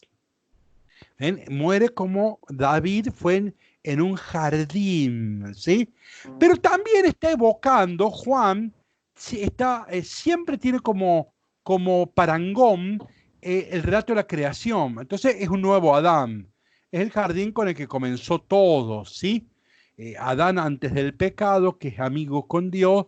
Entonces es la humanidad nueva. O sea que el jardín tiene dos registros. Muere como un auténtico rey, muere como verdadero Mesías, como el verdadero David, pero también está la idea del jardín del Edén, ¿no? De la creación. Por supuesto, un lugar donde no había nadie. Bueno, acá hemos visto, fíjense, miren, los autores sagrados son fieles a la tradición, pero con una fidelidad creativa, una fidelidad creadora. No es una repetición mecánica. Por eso ellos trataron de ser fieles a la tradición, pero con mucha creatividad reformularon según lo que el Espíritu estaba pidiendo, ¿no es así? Entonces, estas modificaciones son inspiración del Espíritu Santo. Guarda con lo que estoy diciendo. Entonces, ellos, según las circunstancias que tienen que moverse, han sido inspirados para ir modificando el texto, y tenemos de un adversario, ¿ven? Hay una verdadera transfiguración de José de Arimatea, que es una cosa extraordinaria. ¿Qué vemos acá? Fidelidad creadora. Esa es una fórmula de Gabriel Marcel, un filósofo judío que se hace cristiano, un existencialista, se llama existencialismo cristiano. Gabriel Marcel habla de la fidelidad creadora. La fidelidad, el símbolo de fidelidad no es el anciano, es el joven, ¿no? Porque tiene capacidad de reinventarse, de recrearse, ¿no? Entonces, una gran libertad que tuvieron los autores sagrados, ¿no? una gran libertad que tuvieron para recrear los textos. Ninguno de nosotros nos hubiéramos atrevido a hacer esto, pero para nada. Entonces, acá hay una gran libertad de la iglesia originaria, ¿no? Hay una cristología evolutiva muy clara, ¿no? Entonces, eso es muy importante ahora que hemos incorporado a Juan. Bueno, si les parece, dejamos la sinopsis, ya le hemos comentado, así que vamos a ir, abrimos el apunte. En el apunte está todo lo que yo dije, está en el apunte, así que no vamos a volver a leer todo eso. Sí vamos a la diapositiva 53, el apunte ahora, ¿no? El PowerPoint. Cerramos el libro y vamos al apunte, a la diapositiva 53. No sé, Marta, en donde hay un dibujo, en donde ahí está la tapa de la Dei Verbum. Sí. Liliana, ¿encontraste, Liliana? Sí. Bueno, esa es la diapositiva 53. Algunos han fotocopiado el apunte, por eso doy el dato. Siempre yo voy a tratar de leer un breve texto de la Dei Verbum como para acompañar el análisis bíblico con la reflexión teológica, ¿sí? Vamos a la 54, o sea, a la otra diapositiva. Recuerden, ven que es el número 12 la Dei Verbum. Recuerden que la semana pasada también leímos el número 12, pero la primera parte. Y la primera parte decía así, lo digo de memoria, como la escritura fue escrito por hombre y a la manera humana, dice, necesitamos los criterios humanos, el auxilio de la ciencia humana. Pone como ejemplo los géneros literarios. ¿Ven?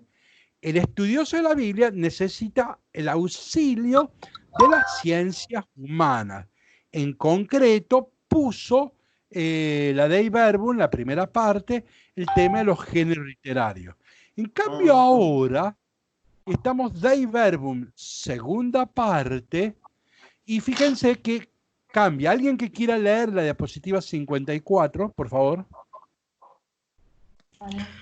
Y como la Sagrada Escritura hay que leerla e interpretarla con el mismo espíritu con que se escribió para sacar el sentido exacto de los textos sagrados, hay que atender no menos diligentemente al contenido y a la unidad de toda la Sagrada Escritura, teniendo en cuenta la tradición viva de toda la Iglesia y la analogía de la fe.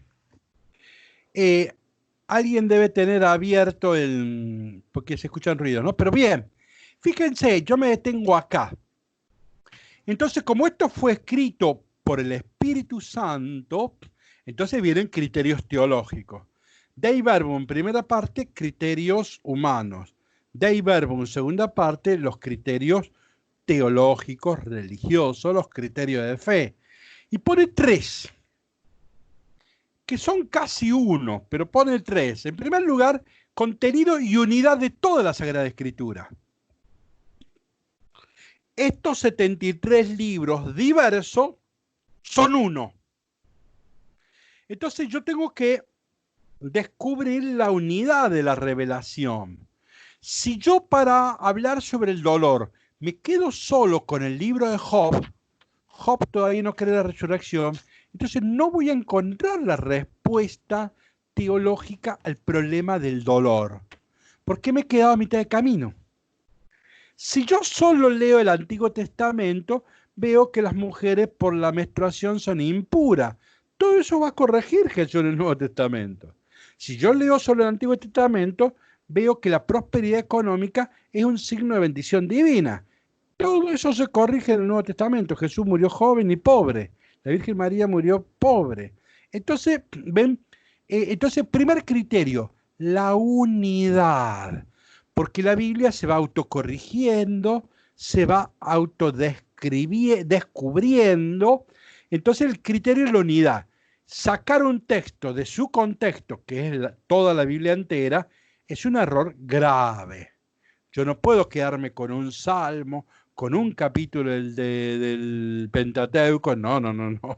O sea, sí, yo analizo un capítulo de un salmo, pero yo nunca puedo olvidarme que esto está dentro de una perspectiva global, ¿sí? Bien, primer criterio. Segundo, teniendo en cuenta, no en cuanta, hay un error en la transcripción, teniendo en cuenta la tradición viva de toda la iglesia. Acá esto es muy importante. La iglesia no tiene un método bíblico de leer la Biblia, pero sí tiene un principio teológico. ¿Y cuál es el principio? La católica, estoy hablando de la católica, ¿no? El principio teológico es leer la Escritura dentro de la tradición viva de la iglesia. Ahora hago algún par de observaciones. La tradición es anterior a la Escritura. A ver, ejemplo. El Evangelio de Juan se escribe en el año 100, pero esto se viene contando desde el año 33. ¿Ven? Antes de la escritura, antes del escribir, estaba la tradición oral. Y así con toda la Biblia. Entonces, la tradición es anterior a la escritura. Avanzo. La escritura es tradición escrita, no es tradición oral, es tradición escrita. Es plasmar de modo oral lo que me venía diciendo la tradición. Y la tradición es la que, después de la escritura, la que ha venido interpretando la palabra de Dios. Como decimos de la Virgen María, acá la tradición es antes, durante y después del parto. ¿Ven? O sea que el ámbito de la escritura es la tradición, la iglesia. A mí me gusta mucho el título que puso la Conferencia Episcopal Argentina a su Biblia, el libro del pueblo de Dios. El contexto de este texto es el pueblo de Dios, es su tradición viva. Esto no se puede hacer una lectura privada, individualista y fuera o en contra de la comunidad. Acá el destinatario es la iglesia y por eso la lectura siempre es comunitaria, aunque la haga un individuo físicamente, pero siempre la lectura, la interpretación siempre es comunitaria. Entonces, y es la tradición viva.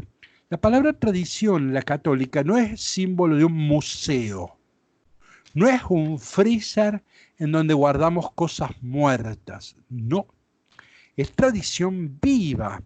Entonces, es algo que está viviendo y moviéndose. El Espíritu Santo es el alma de la tradición. Entonces, no es la repetición cansina de los hechos del pasado. No es meramente una memoria psicológica del pasado. No. La palabra tradición significa transmitir. Y el modelo de la transmisión para la católica es cuando se engendra un niño. Cuando la mamá va a parir a un niño, eso es tradición. O sea, la tradición entrega vida y en un acto vital. Entrega vida y en un acto vital, no un bebé de probeta. Entonces, para la católica, la tradición es un acto vital, por eso es tradición viva, no es un museo. Bueno, entonces, el marco, el gran principio católico es este. La escritura se lee en el marco de la tradición. Esto que hemos dicho un millón de veces, un texto fuera de contexto es un pretexto. Y el contexto de este libro es esta tradición, esta iglesia. Finalmente aparece una palabra rara que es la analogía de la fe. O sea, lo similar. No puede haber contradicción entre un libro de la Biblia contra otro. Habrá que buscarle la vuelta para encontrar que hay alguna coherencia superadora, pero no puede haber una contradicción. Entonces, yo no puedo interpretar un libro del Antiguo Testamento que termine negando la Trinidad, que termine negando la resurrección. No estoy bien orientado. Cuando yo leo el Antiguo Testamento tengo que tener en cuenta el Nuevo Testamento. Hay una analogía, hay una correspondencia, ¿sí? Estoy leyendo un texto del Antiguo Testamento que no cree en la Trinidad, no cree en la resurrección. Sí, pero por la analogía de la fe, yo no me puedo, a la hora de interpretar este texto, olvidar del Nuevo Testamento, ¿no? Bueno, estos son los 3 principios teológicos. A la larga es uno solo, pero bueno, ¿qué pasa? Como yo le mostré la versión de Marco, Mateo, Lucas y Juan, y uno parece, pará, hermano, esto es muy distinto. Bueno, por eso ven la analogía de la fe, la tradición bíblica, la unidad. Yo, para entender el relato del entierro de Jesús, tengo que leer las 4 versiones. Y tengo que explicarme las 4 versiones para ver qué ha sucedido, ¿sí? Si yo me quedo con una sola versión, me va a quedar un problema. Bueno, dejamos el auxilio del magisterio de la iglesia. Hay otros textos, no me quiero detener, vamos al Salmo directamente. Entonces, estamos en el Salmo, en la diapositiva 57. Liliana, tenés una fotocopia en negro. Y en realidad el Salmo empieza en la diapositiva 58. Fíjense que el Salmo 1 y 2 decíamos que eran salmos huérfanos porque no tenían título. En cambio el 3 y este no son huérfanos porque tienen título, ¿ven?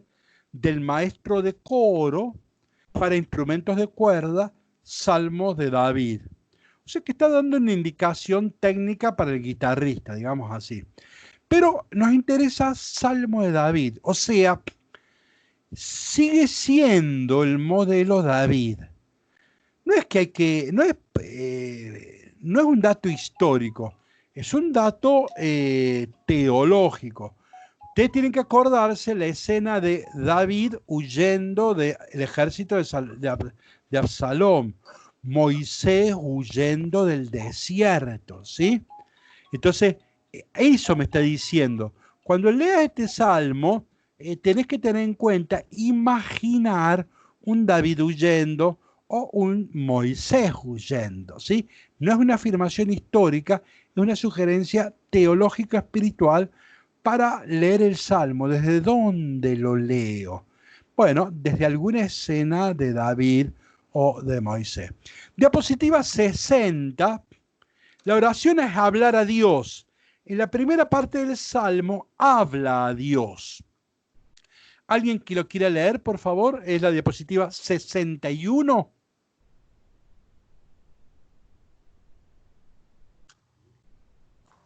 Respóndeme.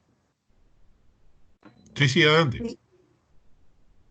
Yo, padre Gladys, ¿puedo? Dale, Gladys, dale. Bueno, dice, respóndeme cuando te invoco, Yahvé, mi defensor. Gladys, Sí. un segundo. Esa expresión nunca lo expliqué, por eso leíste así. Con esas 4 letras los hebreos pronunciaban la palabra Yahvé. Solo que no está no está ni la A ni la B, porque en hebreo no había consonante. Y como este es el nombre más importante de Dios en la Biblia, los estudiosos prefieren tratar de escribirlo como si hubiera escrito en hebreo. O sea que siempre que leas esas 4 consonantes, vos tenés que pronunciar Yahvé. ¿Sí? Yahvé. Bien. No con T final. Yahvé. Adelante. Bueno, empiezo de nuevo.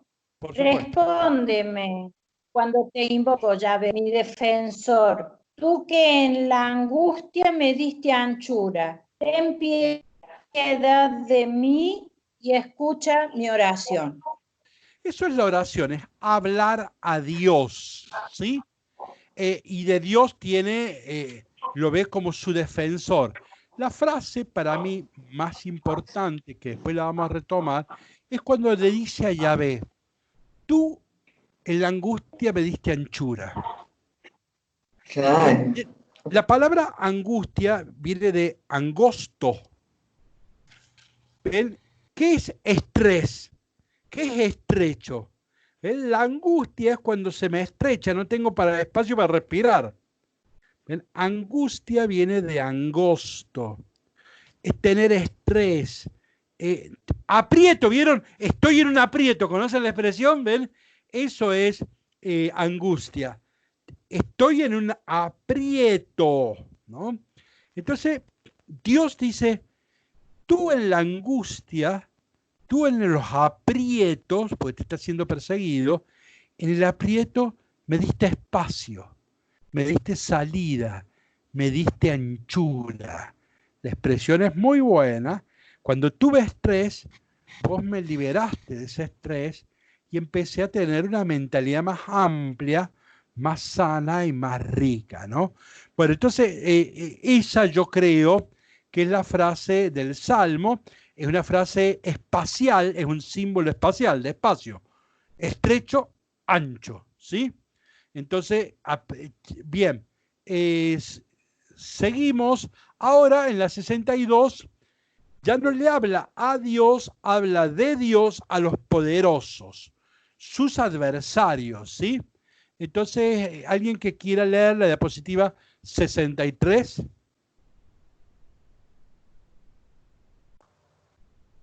María Elena,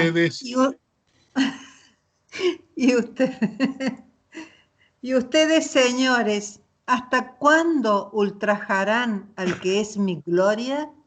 ¿Amarán lo que es falso y buscarán lo engañoso? Sepan que el Yahvé hizo maravillas por su amigo. Él me escucha siempre que lo invoco. Acá, señores, los biblistas coinciden en decir, serían los poderosos. Ahora observen, cuidado. ¿Hasta cuándo ultrajarán al que es mi gloria? O sea, ¿hasta cuándo ultrajarán a Yahvé? Pues Yahvé es mi gloria, Yahvé es mi honra. ¿Hasta cuándo ultrajarán al que es mi gloria? Amarán lo que es falso y buscarán lo engañoso. Acá probablemente hay que hablar de idolatría. ¿Conocen la palabra ídolo? Es una palabra que viene del griego. Ídolo significa sombra. Entonces, si vieron cuando que hay gente que fuma, por ahí hay gente que fuma, y vieron que con el cigarrillo hacen humito y pueden hacer hasta imágenes, hacen circulitos, ¿lo han visto eso? Sí, sí. Bien, supongamos que un tipo está fumando, yo veo un circulito y para no caerme en el pozo, quiero aferrarme de esa sombra del humo. ¿Qué me pasa? Me pego un golpazo. Entonces, ve, el ídolo es un engaño, es algo falso. Yo no me puedo apoyar. Amén significa algo firme. Ídolo significa sombra. ¿Ves? La fe, el amén del credo, la fe es algo firme. En cambio, ¿cuál es lo opuesto a la fe? Es la idolatría. ¿Qué es el ídolo? Algo falso y engañoso. Yo me quiero apoyar en eso y me voy al piso. Le sigue hablando a ellos. Sepan que Yahvé hizo maravillas. Esa fórmula maravilla generalmente es el Éxodo. ¿Ven? Sepan que Yahvé hizo maravillas. Recuerden la Virgen María rezando este salmo, el Magnífico, ¿se acuerdan? El Señor hizo en mí, ¿sí? Entonces, sepan que el Yahvé hizo maravillas por su amigo, por él. Él me escucha siempre que lo invoco. Bueno, es muy interesante esta parte, ¿no? Y sigue en la 64. Ahora se convierte como en un predicador que exhorta a la conversión. Tiemblen y no pequen más. Reflexionen en sus lechos, guarden silencio.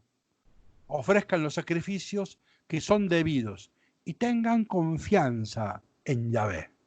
¿Ven? Es un predicador que a los adversarios los está exhortando a volver a Dios. En la otra diapositiva, 65, miren, puse un título. Hablar de Dios a los antiguos amigos. Vamos a la 66. Acá hay muchos. ¿Alguien que quiera leer la 66?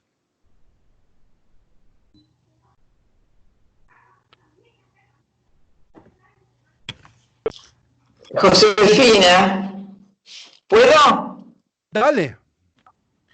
Hay muchos que preguntan, ¿quién nos mostrará la felicidad si la luz de tu rostro, Yahvé, se ha alejado de nosotros? Estos muchos son viejos amigos que están abandonando la fe.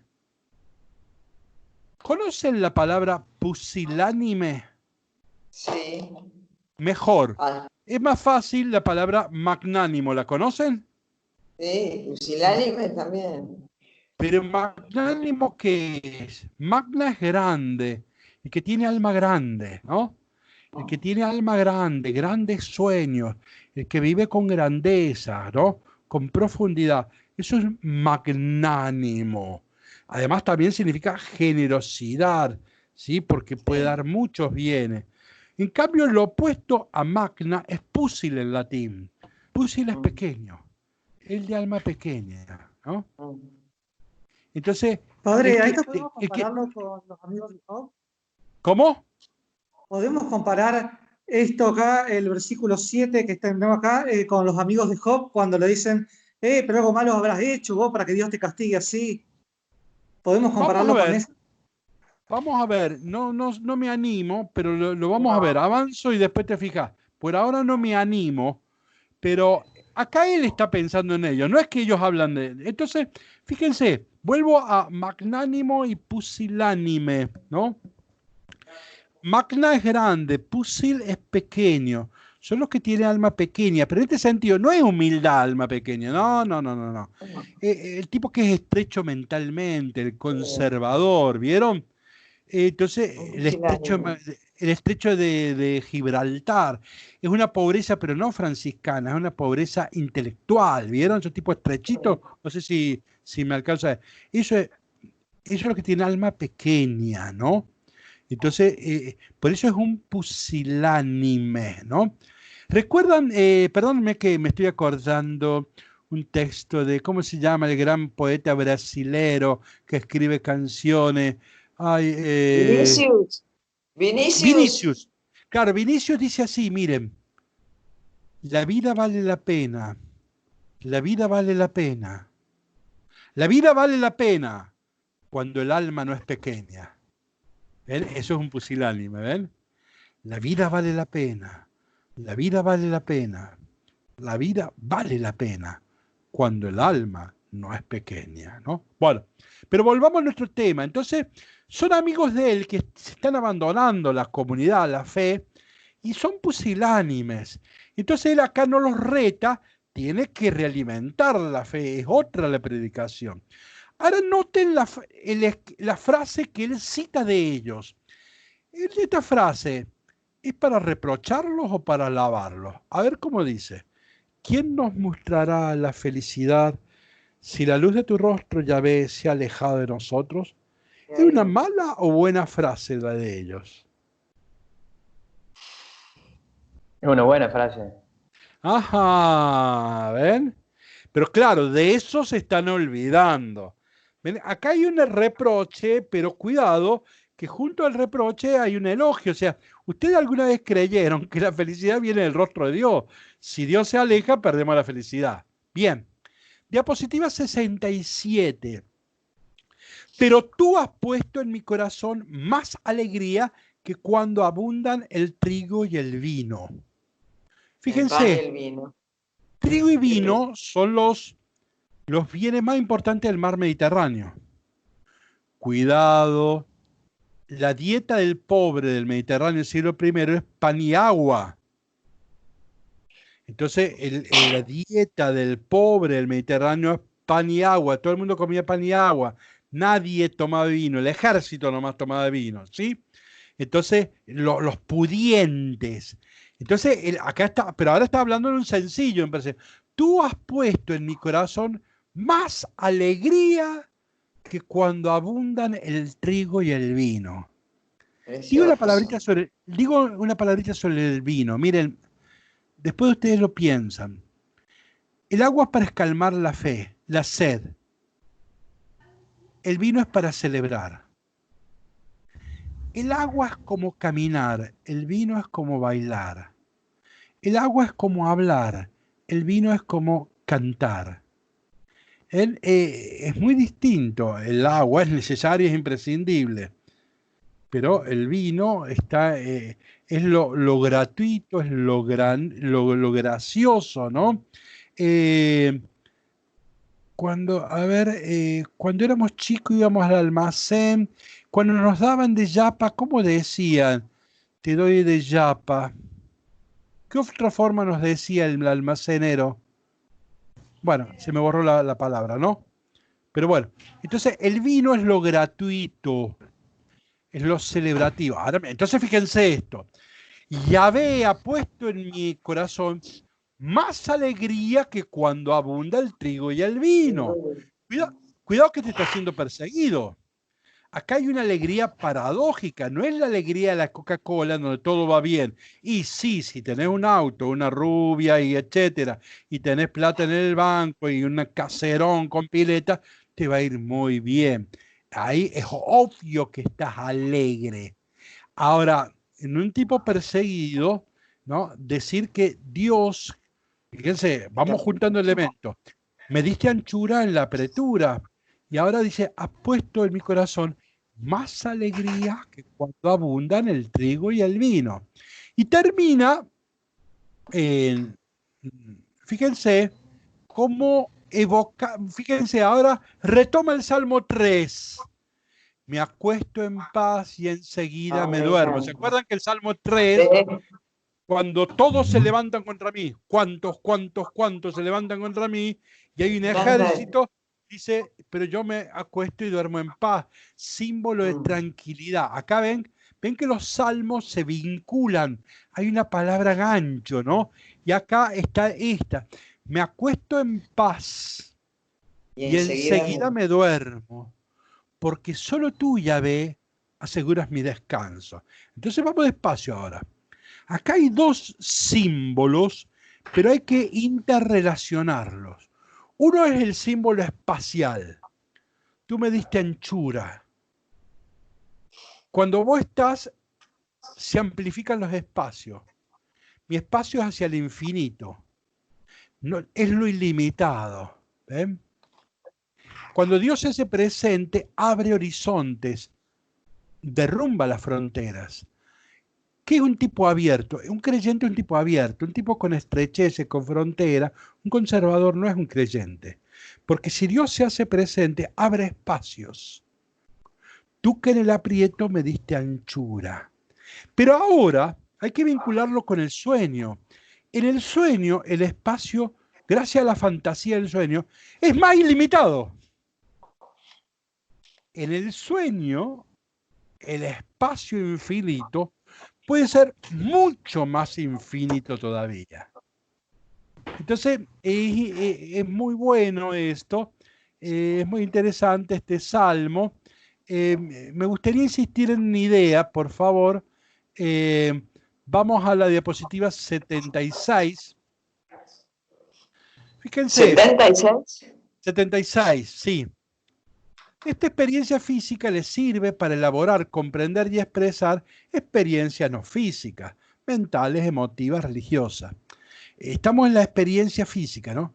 Siente aprietos, o sea, siente estrecheces.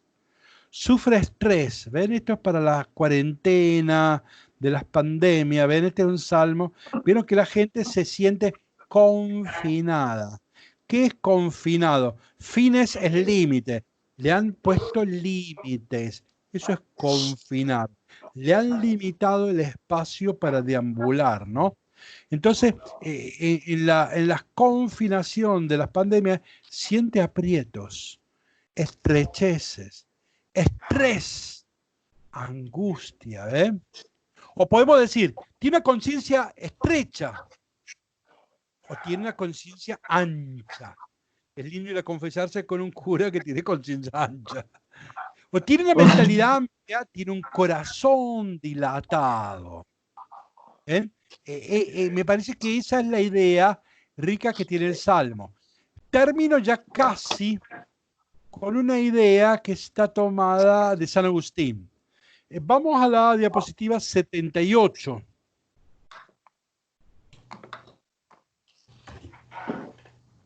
¿La tienen? Dice, Dios nos da la holgura. ¿La tienen? Sí, no sí. Sé cómo indicarte, Liliana. No me doy cuenta cómo indicarte, pero a ver, no es la última, no es la penúltima, no es la antepenúltima. O sea, 1, 2, 3, 4. Es la quinta empezando de atrás, Liliana. la quinta hoja empezando de atrás, porque no me doy cuenta de otra forma. Bueno, fíjense, esta idea está inspirada en un texto de San Agustín. San Agustín ha comentado todos los salmos, son 4 volúmenes, yo tengo la suerte de tenerlos a todos, y en algunas cosas está totalmente superado, pero siempre tiene alguna idea brillante San Agustín. Por eso siempre es bueno tener a mano los comentarios de San Agustín. Dice así, mire, Dios nos da holgura liberándonos por Cristo de la estrechez de la ley. Claro, la constricción de la ley. Tiene que, Josefina, apaga el micrófono. Se escucha, estás discutiendo con tu marido ahí. Es una broma. Es un chiste. Pues entonces fíjense, Dios nos da holgura liberándonos por Cristo de la estrechez de la ley. ¿Ve? El fariseo siempre hace una interpretación estrecha, ¿ve? De la constricción de la ley, ensanchando el sentido de la escritura. ¿Ve? Esa es la lectura cristiana, ¿no? Ensanchando, ven que los fariseos leen desde la ley, el cristiano lee desde la compasión, ¿no? Ensanchando el sentido de la escritura, ensanchando por dentro nuestra capacidad. Si Dios se hace presente en mi vida, tiene que hacer la cosa más amplia, más rica, más amplia, ¿ven? Más ilimitada, ¿no? Si Dios está en mi vida, tiene que haberme abierto la cabeza, dilatado el corazón. Un conservador ni en estrecho no tiene experiencia de Dios. Esa es la pena. En cambio, el que es capaz de abrirse a perspectivas cada vez nuevas y más ricas, ese es un signo muy claro de la presencia de Dios. Y ahora fíjense, Dios es nuestro espacio. Cuando caminen con delicadeza. Dios es nuestro espacio en el que nos movemos y existimos, ¿no? Texto de los Hechos de los Apóstoles, ¿no? En Él nos movemos y existimos. Él es nuestra geografía, Él es nuestro espacio, ¿no? Él es nuestra calle, ¿sí? Un espacio infinito que hemos de recorrer perpetuamente sin encontrar fronteras. Y miren cómo termina Agustín. Sea Él después de esta vida nuestro lugar. O sea, Dios hace un espacio sin frontera acá. Pero después de muerto, es que mi lugar es Dios. Va a ser tan oceánico como Dios. Tan ilimitado como Dios. ¿Ven? Tú que en el aprieto me diste anchura.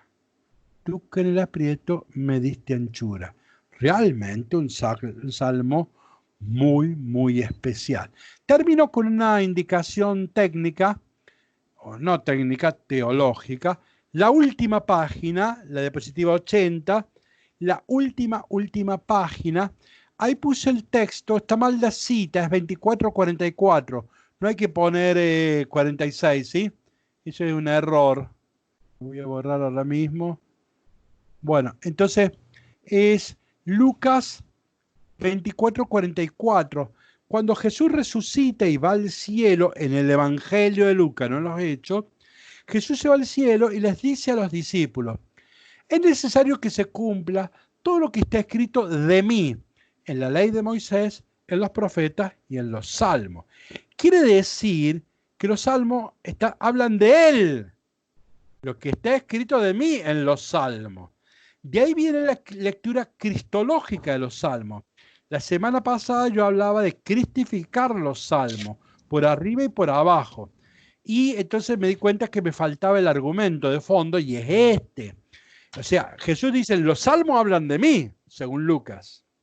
Hay una lectura cristiana de los salmos. Entonces la lectura cristiana de la Biblia es así. A nosotros no vamos a Moisés por Moisés. No nos interesa el Moisés de carne y hueso de 3000 años atrás. Lo que nos interesa de Moisés es que habla de Jesús. ¿Qué es Moisés? Miren, es un esbozo de Jesús. ¿Alguna vez pintaron algo? Pero imaginan qué es pintar. ¿Y vieron que uno hace esbozos primero? antes de lograr la figura? Pregúntenle a alguien que pinta y va ensayando esbozos. ¿Qué es Moisés? Un esbozo de Jesús. No es Jesús. Ahora nosotros vamos a la ley de Moisés para ver lo que dice de Jesús. Vamos a los profetas, no por los profetas, sino para encontrar en los profetas lo que dicen de Jesús. Y vamos a los salmos para encontrar lo que dicen de Jesús. ¿Cómo se llama la Biblia hebrea? Nosotros le decimos Antiguo Testamento, pero ¿cómo se llama la Biblia hebrea? Torá. No, eso es Pentateuco. Torá es ley. Liberen los micrófonos y hablen porque ya estamos terminando. ¿Cómo se llama la Biblia? Tanakh. Muy bien. Por eso le puse al lado de Moisés le puse Torá. Torá es la ley, algo lo que equivale a nuestro Pentateuco. Al lado de profetas le puse Neviim en plural porque son los profetas. Y al lado de los salmos, que los Ketuvim son los últimos libros de la Biblia, no están los salmos, proverbios, ¿sí? Entonces, Tanakh, ¿por qué decimos Tanakh? Porque acuérdense porque esas son las siglas de los 3 libros más importantes que tiene la Biblia judía. La T de Torah, la N de Neviim y la K de Ketuvim. Como ellos no usan las vocales, pero ellos pronuncian Tanakh. O sea, Torah, Neviim, Ketuvim. ¿Sí? Bueno, hemos llegado, como diría el sargento Cabral, hemos vencido al enemigo. Hemos llegado. Yo termino, ante todo, como siempre, les agradezco muchísimo porque realmente es un lindo momento el que pasamos. Pero me gustaría esta vez que los que se puedan quedar 5 minutos, terminó la clase y quiero dar una indicación para los que usan PDF, para los que usan la computadora. Quienes no usan computadora porque tienen el libro fotocopiado, no necesitan lo que voy a decir. Lo mismo que les digo a ellos, se los digo a los que tienen el libro fotocopiado. Pero ahora pueden apagar, nos despedimos hasta la semana que viene. Es una indicación que no es para los que tienen el PDF, los que tienen el libro. Los que tengan el libro, es bueno que en la semana se compren 4 resaltadores de colores bien diferentes, de 4 colores diferentes. Por ejemplo, el amarillo, el verde, el azul y el rojo, pero que sean claros, ¿no? Un rojo claro, no un rojo oscuro, un verde claro, no un verde oscuro, un azul claro, no un azul oscuro. Los que tengan el libro, si se compran eso, viene bien. Pueden ir a la mercería de Liliana y ella se los vende, los que viven en Villa El Libertador. Entonces, los que usan libro pueden, nos vemos la semana que viene, pueden desconectarse, como Gladys, etcétera. Bueno, ¿sí? padre.